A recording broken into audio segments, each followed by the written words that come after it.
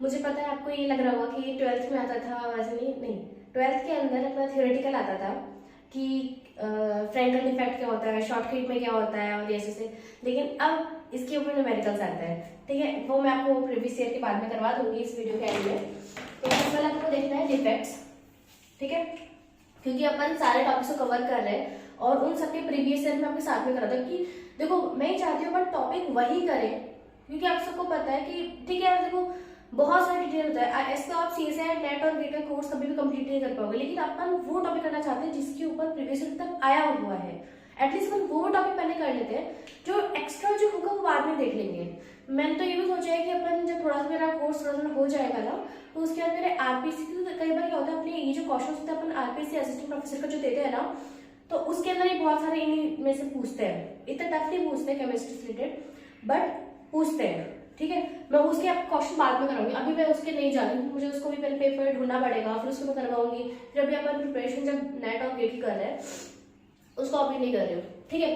तो डिफेक्ट्स अपने इस पे नहीं, रात भर से टाइम के ओपन था, इंक डालनी पड़ेगी। अब डिफेक्ट्स, ठीक है, सबसे पहले होता है 1D 2D 3D, ठीक है। अब मेरी बात सुनो, जितना ज्यादा डिफेक्ट्स बढ़ता जाएगा उतना ही वो जो क्रिस्टलाइन सॉलिड है ना वो अमरफस की तरफ बढ़ता चला जाएगा, ठीक है। तो अमरफस कैसे होते हैं, सॉफ्ट, और एक आपको थोड़ा सा मैं लिखवा देती हूँ, क्रिस्टलाइन, ये हो गया अपना अमरफस। सबको पता है ना डिफरेंस क्या होता है, अमरफस अपना सॉफ्ट होता है, ये अपना हार्ड होता है, ये अपना एनाइसोट्रोपिक होता है, याद है, मतलब सारे अटैच है, ठीक है ना, मतलब एक के नीचे जस्ट एक, ठीक है। जैसे अपन इस लाइन पे गए तो एक दबा ऐसा कटा, जबकि यहाँ से अपन तो डायगोनल कटा, तो इसको होता है एनाइसोट्रोपिक, ये अपना होता है आइसोट्रोपिक, कि आप किसी भी एंगल से जाओ आपका जो वो रिफ्रैक्टिव इंडेक्स है वो सब ये आपको अपने 12th में पढ़ रखा होगा, ठीक है। ये अपना होता है सॉफ्ट, ये अपना होता है हार्ड। इसका जो वॉइड होता है वो ज्यादा होता है, इसमें इसके वॉइड्स कम होते हैं। मैंने कहा था ना आपको जब अपन पहली फ्रैक्शन वगैरह देख रहे थे तब मैंने कहा था कि जितना ज्यादा अपना वॉइड कम होगा उतना ही वो हार्ड और उतना ही अच्छा वो क्रिस्टलाइन बनेगा, याद है। नहीं देखा है तो मैं वीडियो का लिंक इसके डिस्क्रिप्शन बॉक्स में डाल दूंगी। चलो अब 1D के अंदर क्या होता है, 1D अपन को अभी पढ़ना है, ठीक है। इसके अंदर एक होता है पॉइंट डिफेक्ट, कि एक पॉइंट पे आकर, मतलब क्रिस्टलाइन एज इट इज है बट एक पॉइंट पे आकर उसका हल्का सा वेरिएट कर रहा है। मैं बताऊंगी क्या वेरिएट कर रहा है। एक होता है लाइन डिफेक्ट। लाइन डिफेक्ट आपका पढ़ोगे जब एमएससी करोगे, एमएससी के फाइनल ईयर में अपना आता है। इसके अंदर क्या होता है, सपोज करो ये अपना क्रिस्टल चल रहा है, ये अपना बहुत ही क्रिस्टलाइन। अब क्योंकि मैंने एक लाइन पे हल्का सा डिफेक्ट डाल दिया तो ये कुछ अब ऐसे हो गया, इसको बोलते हैं ग्रेन बाउंड्री, समझ रहे हो। इस लाइन पे डिफेक्ट की वजह से ये जो एस चल रहा था ना हल्का टिल्ट हो गया, हल्का सा आगे, इसको बोलते हैं, इस लाइन को बोलते हैं ग्रेन बाउंड्री, ठीक है। ये अपन को अभी नहीं पढ़ना है, ये अपन बाद में पढ़ेंगे, एमएससी के कोर्स में आप पढ़ लोगे इसको, ये अपने इसमें नहीं पूछते हैं। 2D के अंदर अपना आता है जिसके अंदर एक पूरे प्लेन के अंदर डिफेक्ट आ जाए, 3D के अंदर से पूरे डिफॉर्मेशन हो जाती है, ठीक है। तो इतना आपको नहीं जाना है, ये भी नहीं पढ़ा, आपको सिर्फ पॉइंट डिफेक्ट पढ़ना है। अब पॉइंट डिफेक्ट भी दो तरीके के हो सकते हैं, ठीक है। एक अपना होता है स्टोइशियोमेट्री, एक होता है नॉन। अब हाँ एक और चीज, जितने भी कुछ भी हो जाएगा लेकिन जो इलेक्ट्रोन्यूट्रलिटी प्रिंसिपल है, न्यूट्रलिटी प्रिंसिपल, ठीक है, ये क्या बोलता है कि ओवरऑल जो अपना, अगर मैंने क्या बोला था, अपन कभी भी किसी आयनिक स्पीशीज को नहीं बना सकते किसी न्यूट्रल में से, समझ रहे हो। अगर ये ओवरऑल क्रिस्टल मेरा न्यूट्रल है, मतलब जितना जैसे कुछ NaCl है, तो जितना मेरा प्लस है उतना मेरा माइनस है इसके पास। मैं किसी भी डिफेक्ट के वजह से इसके अंदर मैं इसको कैटायनिक स्पीशी या फिर एनायनिक स्पीशी नहीं बना सकती हूँ, राइट। तो ओवरऑल कितना भी डिफेक्ट आ जाएगा, लेकिन इसमें जितना प्लस होगा मेरा उतना ही मेरा माइनस होगा, ओवरऑल ये न्यूट्रल ही रहने वाला है, ठीक है। ये चीज आप माइंड रखोगे। तो ये तो आप सब भाई, ये तो सब में फॉलो होना है। अब देखो जो पॉइंट इफेक्ट है वो दो तरीके के हो सकते हैं। एक अपना होता है स्टोइशियोमेट्रिक, एक होता है नॉन स्टोइशियोमेट्रिक। अब इसके अंदर क्या होता है, इसका जो फॉर्मूला होता है ना वो एज इट इज सेम रहता है। ये अपने दो तरीके के हो सकते हैं। एक अपना होता है शॉर्टकी, स्पेलिंग एक देख के आते हो। शॉर्ट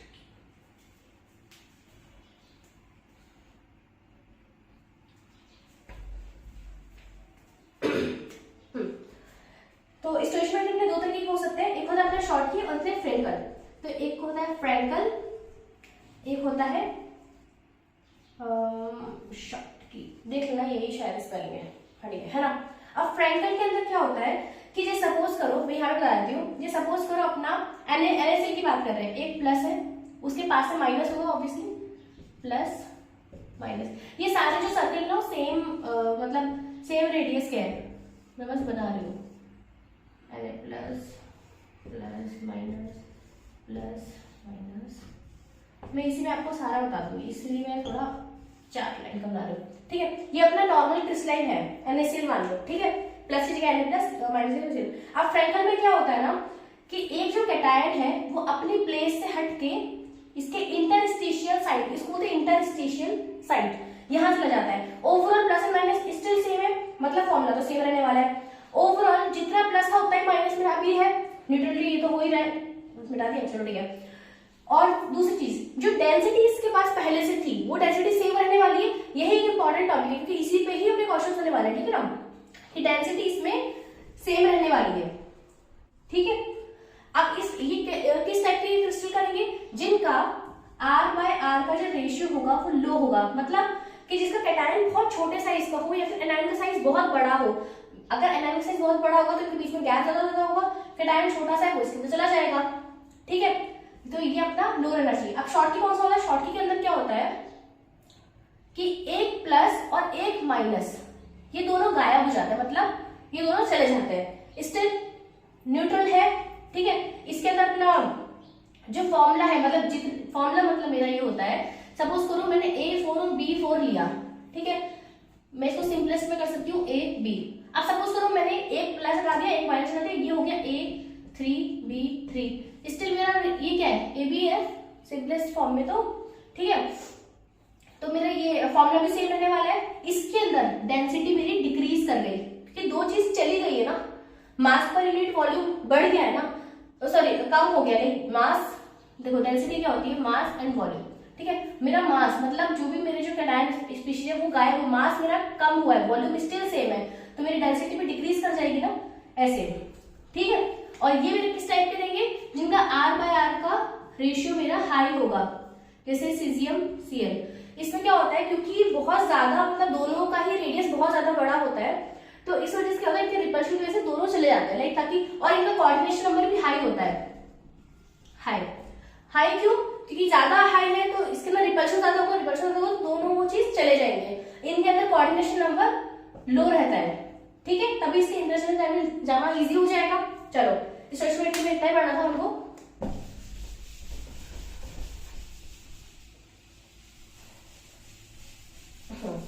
अपन नॉर्म की बात कर लेते हैं। अब इसके अंदर क्या होता है, एक पढ़ना होता है अपन को मेटल एक्सिस, है ना, एक हमको पढ़ना है एनायन एक्सिस, एक होता है अपना इम्प्योरिटी, ठीक है।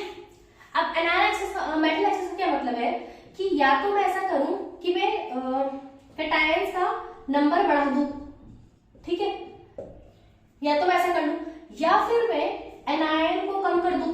भाई दोनों के से मेरा मेटल प्लस वाला चार्ज बढ़ गया ना, मतलब सॉरी प्लस में कैटायन स्पीशीज बढ़ गई, मेरा ओवरऑल इलेक्ट्रो न्यूट्रलिटी प्रिंसिपल तो फॉलो करेगा ही, ठीक है। अब कैटायन का नंबर कैसे बना सकते हैं, क्या होता है Zn, जैसे ये अपना एक क्रिस्टल है, इसको जब मैंने हीट किया तो ये बनता है Zn plus 2 electron plus half of oxygen gas जो कि उड़ गई है, ठीक है।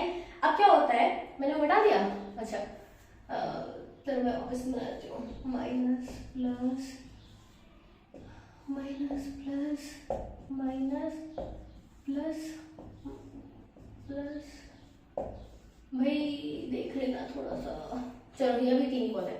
अब ये जो Zn+2 होता है और ये जो दो इलेक्ट्रॉन होते हैं, दोनों के दोनों कहाँ चले जाते हैं, ये दोनों उठ के इसके इंटरस्टिशियल साइड, मतलब यहाँ पे आ गया Zn+2, यहाँ पे आ गया 2 इलेक्ट्रॉन, ठीक है। इसके ये जो दोनों चीजें है ना, ये इसके इंटरस्टेट साइन चले। अब देखो Zn+2 आया तो उसके साथ मेरा 2 इलेक्ट्रॉन भी आ गया, तो स्टिल न्यूट्रल तो ये है, लेकिन ओवरऑल मेरी कैटायनिक स्पीशीज बढ़ गई ना। मतलब ये सपोज करो कि Zn+, यहाँ पे इसकी जगह पे Zn+2 चल रहा था, यहाँ पे अपना O2- चल रहा था, ठीक है। तो यहाँ पे नंबर ऑफ Zn+2 बढ़ गए ना, बिकॉज एक इंटरस्टेट यहाँ से आगे अपना हीट करने पर, ठीक है। तो मेरा कैटायन एक्सेस हो गया, ठीक है। इसमें क्या हुआ, डेंसिटी इंक्रीज कर गई, ठीक बात है। और क्योंकि 2 इलेक्ट्रॉन मेरे यहाँ पे आए हैं, अब ऑब्वियसली अगर इलेक्ट्रॉन फ्री है तो वो क्या करते हैं, ट्रांजिशन करते हैं क्या, अरे अपने बड़ा होगा ना यार एटॉमिक स्ट्रक्चर के अंदर, यानी लाइमन सीरीज होती है, बाल्मर सीरीज होती है। तो बाल्मर से जब ये अपना N=1, सॉरी ये अपना न्यूक्लियस होता है, N=1 इधर है, फिर N=1, हाँ ऐसे है। जब ये अपने बाल्मर सीरीज पे जब सॉरी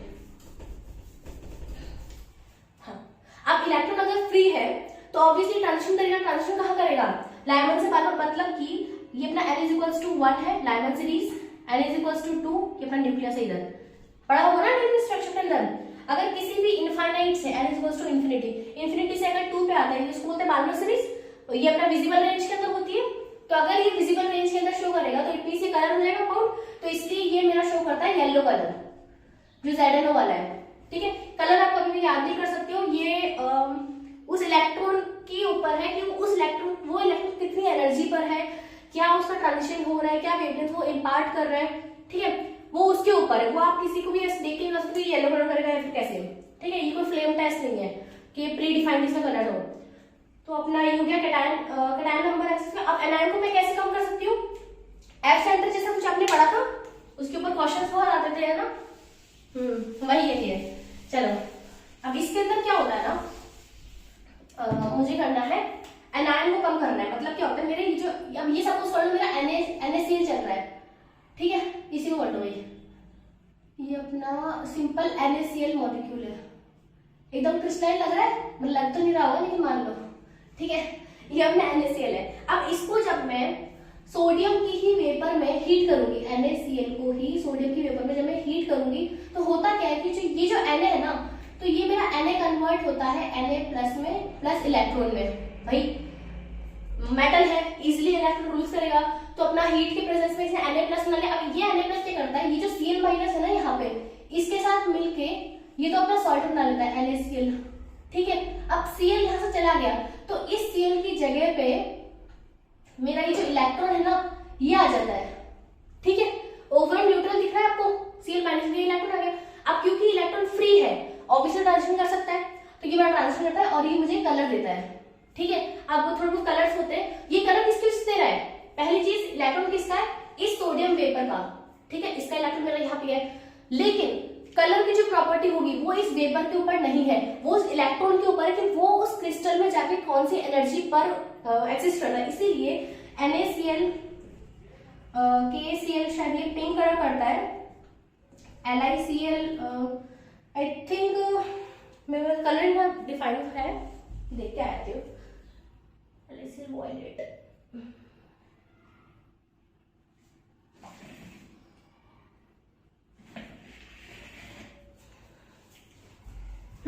अब क्योंकि ये जो कलर कर रहा है, ये कलर कर रहा है इस इलेक्ट्रॉन की वजह से, ना कि इस सोडियम वेपर की वजह से। हालांकि हाँ ये इलेक्ट्रॉन सोडियम वेपर का है, बट ये कलर जो है इस इलेक्ट्रॉन के ऊपर डिपेंड करता है कि ये इलेक्ट्रॉन कितनी एनर्जी पे वहां पे है प्रेजेंट।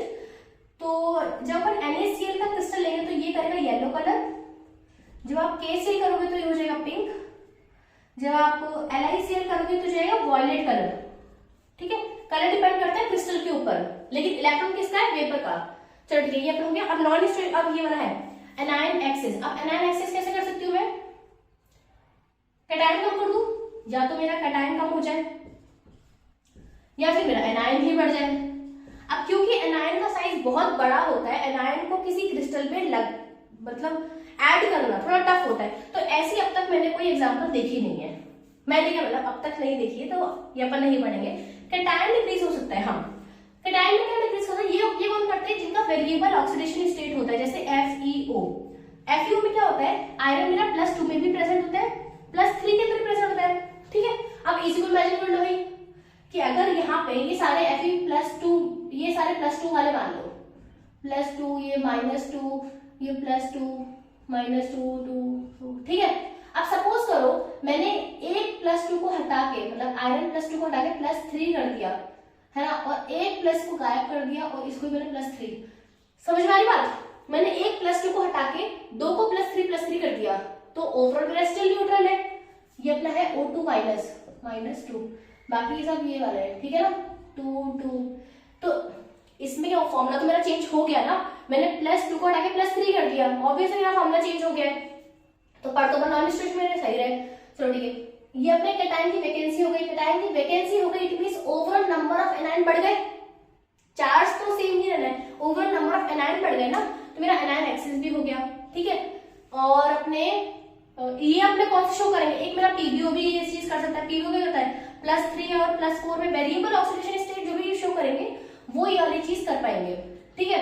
अब लास्ट अपना था इम्प्योरिटी डिफेक्ट। इसमें क्या होता है ना कि जैसे NaCl है, NaCl को मैं स्टोरेशियम क्लोराइड के साथ कर दूं, स्टोरेशियम है मेरा +2 के अंदर, ये है मेरा +1 में, तो दो मेरे Na+ गायब होके, मैं इसको यहाँ पर बताती हूँ, जैसे ये अपने हैं 1 2 3 1 2 3, ये अपना प्लस में चल रहा है, plus plus minus plus minus minus plus, ठीक है। ये अपना, अब मैंने 2 Na+ को हटा दिया, तो 2 और 1 की जगह पे मैंने स्टोरेशियम +2 रख दिया, ठीक है। पहली चीज यहाँ पे Na+ था, यहाँ पे स्टोरेशियम, तो इम्प्योरिटी तो हाई है, ठीक है, सेम वो फॉर्मूला तो बिल्कुल भी नहीं है। और दूसरी चीज मेरा इसमें क्या हुआ, इम्प्योरिटी की वजह से स्टिल न्यूट्रल है, लेकिन जितने मेरे 2 Na+ गायब हुए हैं, ठीक है, ये 2 मेरे गायब हुए हैं, एक मेरा यहाँ पे है और एक ही मेरी वैकेंसी क्रिएट हो गई है, ठीक है। मैं एक काम करते हैं, क्वेश्चन स्टार्ट कर लेते हैं। अच्छा, एक और चीज मुझे बतानी बाकी, कल याद है मैंने आपको जब वो करवाया था, आपको वॉल्यूम में लिखवा थी 7 क्रिस्टल सिस्टम के, है ना, तो उसके अंदर आपको मैंने सीधा बताया था कि मोनोक्लिनिक का जो वॉल्यूम होता है वो होता है A²C sin बीटा, मैंने आपको सीधा बताया था। लेकिन क्या होता है ना कि ऐसा क्या कैसे करोगे, अब सपोज करो यहाँ पे मोनोक्लिनिक था, कल उसने आपको कुछ और बोल दिया, तो फिर आपको पता नहीं पड़ेगा ना कैसे भाई कब कौन सा वॉल्यूम लगाना है। तो अपन वापस एक बार लिख लेते हैं, क्यूबिक, देखो cute tetragonal our orthorhombic mono triclinic hexagonal rhombohedral, ठीक है। क्यूबिक का तो सब, अब इसके साइड में बता देती हूँ, ऐसे ऐसे होती है,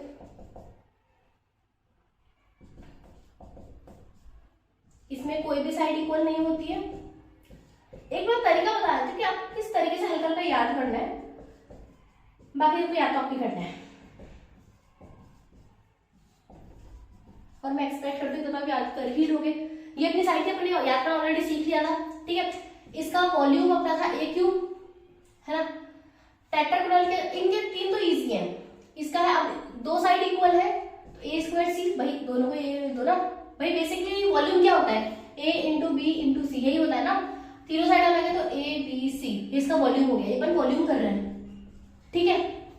मोनोक्लिनिक में क्या होता है, ये होता है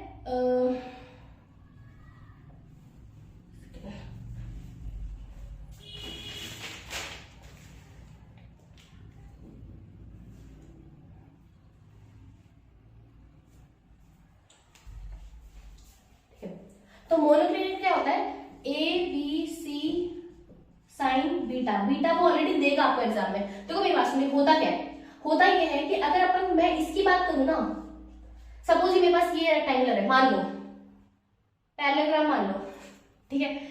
अगर ये साइड मेरी A है, ये वाली B है, और इसके बीच के एंगल अल्फा है, तो इसका एरिया पता है कैसे निकालोगे, AB साइन अल्फा, ये ऑलरेडी होता है, ये होता है।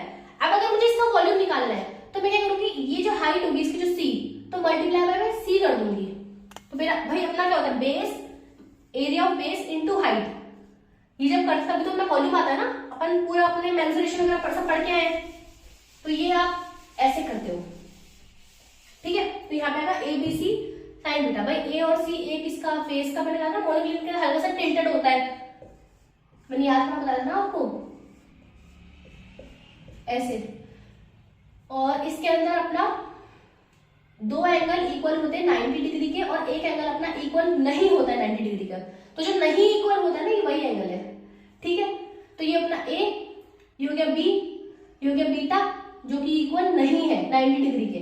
ठीक है, और मल्टीप्लाई बाय C। याद हो गया? चलो ठीक है। ट्रायंगल सबसे टफ है, बाद में कराऊंगी। ये होता है अपना A स्क्वायर C साइन 60, ये होता है A square C sine 60 degree. ठीक है, ये कैसे हुआ? हेक्सागोनल अपना कैसा कैसा होता है, ऐसा ऐसा कुछ करके होता है।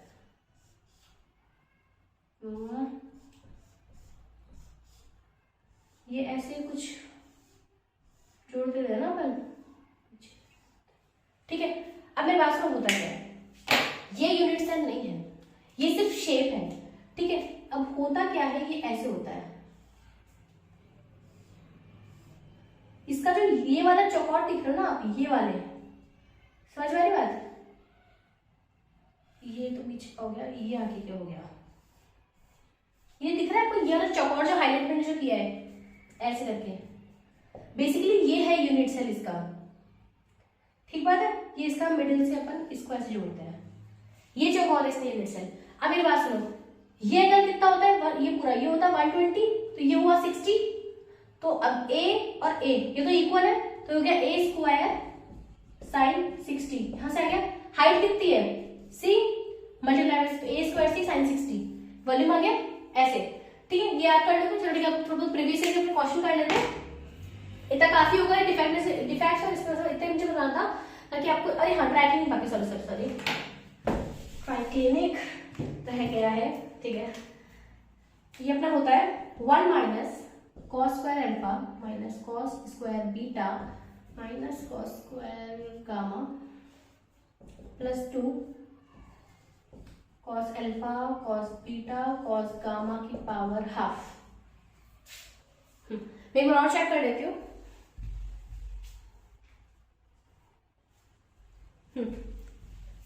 ये हमने एंगल्स है मल्टीप्लाइड बाय ABC। ये कभी कोई एग्जाम में कोई देगा नहीं, बट मैंने सिर्फ आपको बताने के लिए किया कि हाँ ये ऐसा ऐसा करके इसका वॉल्यूम होता है। कभी इन केस अगर आप हल्का सा ध्यान है तो ऐसा करके कुछ लगा लेना। ठीक है, और ABC से मल्टीप्लाई करना मत भूल जाना, जैसे मैंने छोड़ा था। चलिए अब हम कुछ प्रीवियस ईयर कर लेते हैं ताकि आपको चीज थोड़ी क्लियर हो जाएगी। अब हम ऐसे ही सब यूज करना है। ठीक है,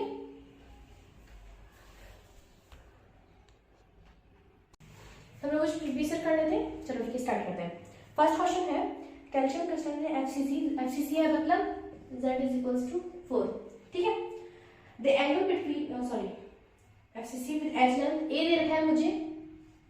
ठीक है, calculate density of the metal if it contains 0.5% Frenkel defect. Frenkel defect में क्या था कि जो कैटायन था वो इसके इंटरस्पेशियल साइड में चला जाता है, डेंसिटी सेम रहती है, तो इसका इससे कोई मतलब नहीं है। आपको सिंपल डेंसिटी निकालनी है, Z × M Na/A³ ऑलरेडी आपने कर चुका है। A आपके पास गिवन है, Z = 4, कैल्शियम है तो 40 ले लेंगे, और Na आपको पता होता है। इसकी डेंसिटी अराउंड आई है 1.54 ग्राम सेंटीमीटर क्यूब, ये अपनी आएगी। ये अप्रोक्सीमेटली 1.5 की इक्वल है, तो A। ठीक है, क्योंकि डेंसिटी भी सेम रहती है फ्रैंकल के अंदर। अब सेकंड बोल रहा है calculate the density of the metal if it contains 0.2% short की डिफेक्ट। मतलब देखो 0.2% शॉर्ट की कर रहा है, मतलब कि वैकेंसी मेरी इतनी होगी। शॉर्ट की क्या होता है, प्लस एंड माइनस गायब हो जाते हैं, डेंसिटी डिक्रीज हो जाती है। मतलब 0.2% ऑफ व्हाट 1.54, इतनी मेरी डेंसिटी डिक्रीज की हुई है। कितने में से 1.54 में से। जो आप ये कैलकुलेट कर लोगे, ये समथिंग है 0.003 और समथिंग, तो ये भी अराउंड 1.5 के इक्वल ही है। भाई बहुत छोटा नंबर है 0.25। 0.2% का मतलब क्या होता है, 0.2 डिवाइडेड बाय 100 नंबर। तो ठीक है, तो ये चेक करो, ये बहुत छोटा नंबर आएगा, तो ये अराउंड 1.5 के इक्वल ही आ जाएगा, बहुत वेरिएशन नहीं होता है, तो इसका A हो जाएगा। ठीक है, थर्ड अपना क्वेश्चन है the defect that result when electron are trapped in an ionic crystal in place of an anion vacancy. Anion vacancy के बारे में पढ़ा था जब NaCl का वेपर NaCl के ऊपर अपन सोडियम का ही वेपर कर देते, याद है?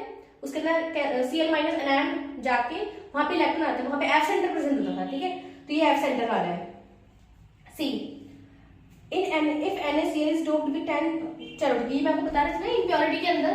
अब इस मेरा स्टोरेज शिफ्ट कितना है 10⁻³ ठीक है, मोल परसेंट। अगर मैं इसी को कन्वर्ट करूं, परसेंट को मैं हटाती हूँ तो मैं क्या करती हूँ, डिवाइड बाय 100 करती हूँ ना भाई। नंबर क्या होता है, यही होता है, इसको भी क्या लिखते हैं 10⁻5 मोल। अब अगर मैंने स्टोरेज ऑफ 10⁻5 मोल लिया है, ठीक है, तो मेरा वैकेंसी कितना होगा, मुझे क्या है वैकेंसी भाई, जितना मैं स्टोरेंशियम लेती हूँ, अपन ने अभी थोड़ी देर पहले ही देखा था, उतने ही मेरी वैकेंसी क्रिएट होती है, क्योंकि एक तो इसमें खुद ने ऑक्यूपाई कर ली, दो Na+ गए थे, एक तो इसने खुद ने ले लिया, वैकेंसी मेरी कितनी हुई, एक तो क्रिएट हुई, तो मेरी उतनी ही नंबर ऑफ वैकेंसी क्रिएट होगी, तो मेरी इतनी वैकेंसी क्रिएट होगी। अब मोल है तो मोल को हटा के मैं Na से मल्टीप्लाई कर दूंगी, इतना नंबर ऑफ मेरी वैकेंसी क्रिएट हुई है, मतलब बी। ये Na 6.023 10⁻23 से 5 के तो ये 10⁻18 ठीक है, बी। नेक्स्ट स्टेप ना, for axial diffraction method the unit length of NaCl is observed, ठीक है, डेंसिटी ऑफ दिस फाउंड। अब एक बात सुनो, अब अपन ने एक्सरे लिया, ठीक है, मेरा यूजुअली Z = 4 होता है जब NaCl मेरा नॉर्मल होता है, ठीक बात है। अब यहाँ पे ये कह रहा है कि मेरी डेंसिटी कुछ आई है Z M N A, और A मेरे को पता है, एक्सेल से मैंने आपको बताया है, अभी बस A है, ये है, मैं इसे Z निकाल सकती हूँ भाई। ऑब्जर्व मैंने क्या बोला, अपन बहुत बार करते हैं ना एक्सपेरिमेंटल और ऑब्जर्व, अपना आना ये चाहिए था पर आ ही रहा है, ठीक है, हमको वैसे ही कुछ करना है। अब हमको NaCl है तो NaCl से, हाँ NaCl है ना, मोरल मैथ को पता है, ये पता है, आप Z निकालो, Z समथिंग आएगा 3.96 ऐसे कुछ करके आएगा, ठीक है। होना कितना चाहिए था 4, है कितना 3.96, तो ऑब्वियसली डेंसिटी तो कम हुई है भाई, नंबर कम हो गए ना, कितनी कम हुई है, तो 4 - 3.96 कितने में से, 4 में से, ओरिजिनल से करते ना, मल्टीप्लाई बाय 100, जब ये करोगे तो आएगा 0.8%, इतनी मेरी कम हुई है, ठीक है। Be the composition of the sample, एक सेकेंड मैं इसको मिटा देती हूँ, इस साइड ही कर देते हैं बस, बहुत देर तक।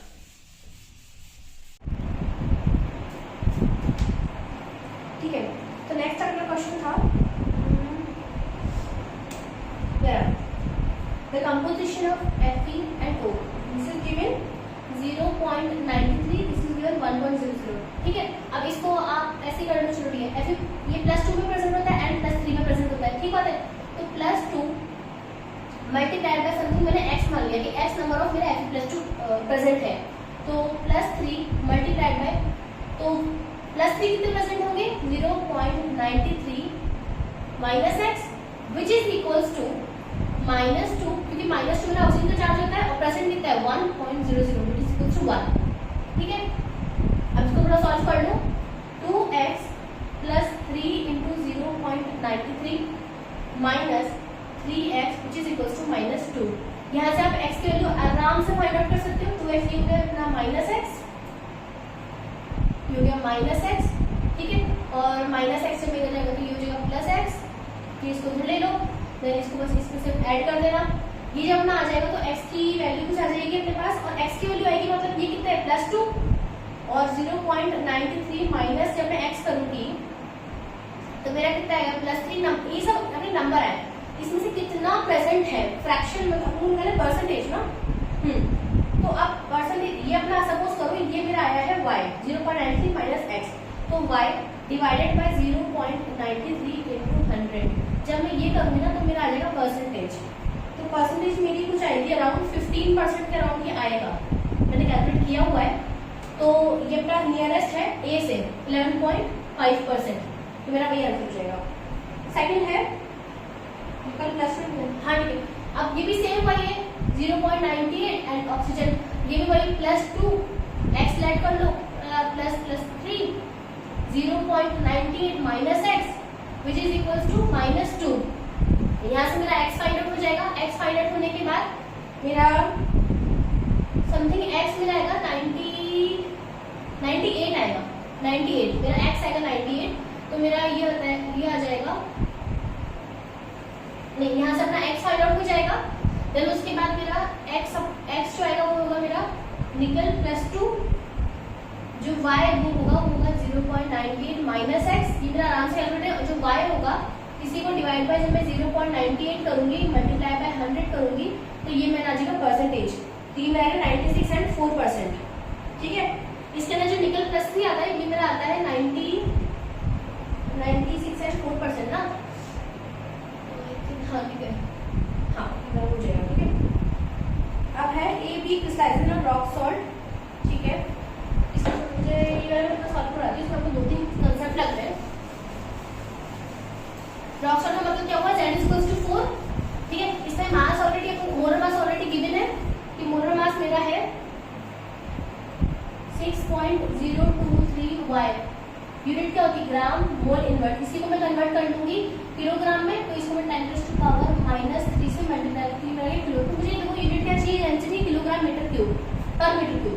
ठीक है, Z मेरा ऑलरेडी 4 गिवन है। अब 8, मेरी बात सुनो, मैंने क्या कहा था कि जब भी सबसे देखो अपन दो चीज पढ़ेंगे, नियरेस्ट नेबर पढ़ा हुआ है और शॉर्टेस्ट डिस्टेंस पढ़ा हुआ है। नियरेस्ट नेबर अगर यहाँ पे मेरा CL है जो कि ऐसे यहाँ पे भी CL होगा, यहाँ पे भी CL, तो ये मेरा होता है नियरेस्ट नेबर वाला CL से। बट इसने क्या बोला है, कैटायन एंड एनायन, तो मेरा कैटायन Na प्लस तो यहाँ प्रेजेंट होता है, यहाँ होता है, तो ये हुआ ना मेरा नियरेस्ट नेबर तो कैटायन एनायन के लिए। ठीक है, ये मेरा ऑलरेडी गिवन है y⁻3। अब डबल जब मैं इसका कर दूंगी, मतलब इतना और मैं ऐड कर दूंगी तो which is equals to a। तो a की जगह पे क्या लिखूंगी ये, तो a मेरा हो जाएगा 2 × y⁻3। अब क्योंकि नैनोमीटर में गिवन है × 10⁻⁹ मीटर्स। ठीक है, यूनिट कन्वर्ट होगी। अब डेंसिटी कैसे निकाल लेंगे अपन, 4 × मोलर मास 3 × y × 10⁻³ हो गया किलोग्राम मोल इनवर्स। ठीक है, और divided by a cube. a cube क्या है, मतलब हम इसका क्यूब कर दो तो इस पूरे का क्यूब कर दोगे। ठीक है, a क्यूब 2 × 2 × 10⁻⁻27